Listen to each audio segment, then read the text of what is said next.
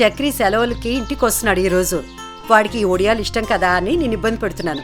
ఇవన్నీ చేసి పెట్టడానికి వాడికి నేను తప్ప ఎవరున్నారు? ఏమనుకోద్దు పిన్ని. ఎప్పుడు అడిగినా చేసి పెడతా, నాకేం పనా పాట. వాడికి నేను దిక్కు, నువ్వు నాకు దిక్కు. హాస్టల్లో తిండికి మొహం మొత్తి ఇంటికి వచ్చేటప్పుడు ఎగురుకుంటా గెంతుకుంటూ వస్తారు. మీవాడేంటి తలకాయ ఎలాడేసుకొస్తున్నాడు?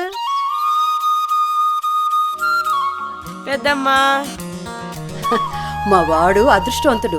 ఈ ప్రభుత్వం వాడు ఆలన పాలన అన్నీ చూసుకుంటుంది. Mess charges, cosmetic charges 40% పెంచిందంట. మా వాడు ఇప్పుడు ఖర్చులకి ₹1 కూడా నన్ను అడగట్లేదు. అయ్యగారికి బానే జరుగుతుందిగా.